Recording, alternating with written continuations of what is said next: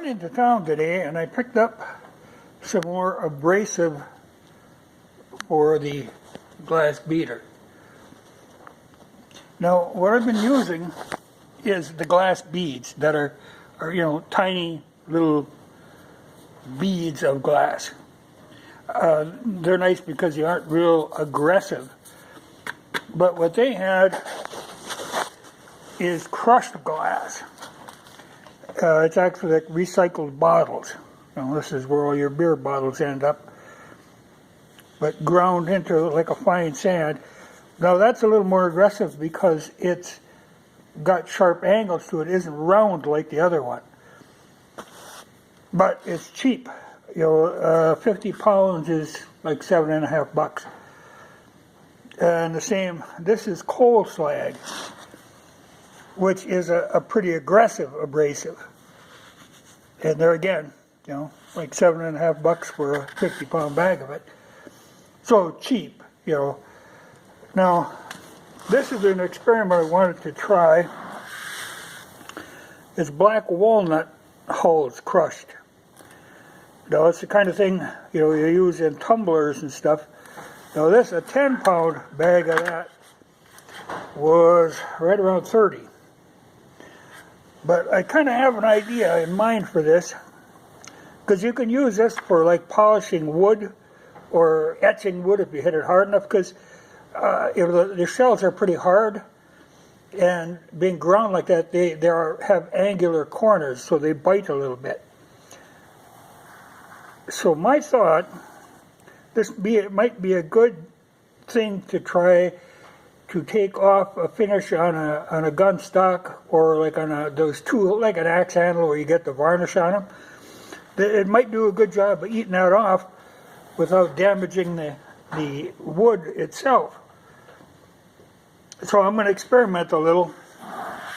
I thought about it after I left town. There's a particular gun I've been looking at.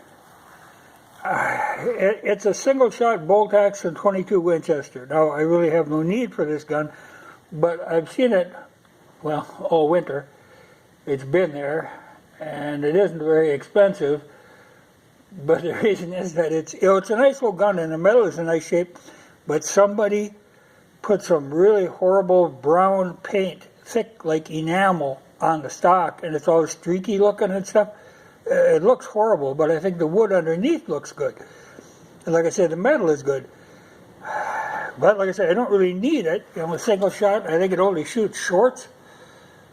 But it's a real long barrel, and it's got really nice peep sights on it and stuff. So I might end up doing that. Like I say, I just feel sorry for it. And I think I could blast that paint finish off with these walnut hulls without doing the wood any damage. But if it did, it wouldn't be a big crime. But I wouldn't want to start on a real good gun and screw it up. So I'll maybe try that just as an experiment. Because like I say, I've kind of felt sorry for that gun. Somebody did a horrible thing to it. And I wouldn't want to use even the glass beads on wood. They will eat a little bit. But I think this stuff, and like this won't etch metal. You could polish up metal. Well, think like in a tumbler, what it does on a soft brass, it just polishes it. It doesn't chew it up. So I think that's the idea. But these came from a company called Northern Tool and Equipment.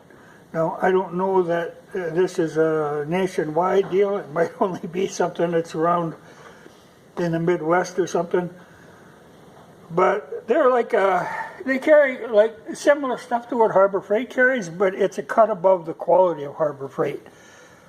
They got some Chinese stuff in there, but it's like the better Chinese stuff. And they've got a lot of American stuff in there. Like all this media was all made in this country. But I think, like I say, they're a cut above what Harbor Freight. I can't really bring myself to buy Harbor Freight stuff. My brother does once in a while, but he usually regrets it.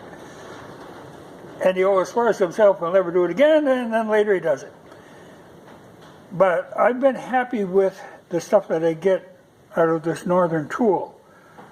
You know, they carry a lot of big regular brand name stuff, but at a reasonable price.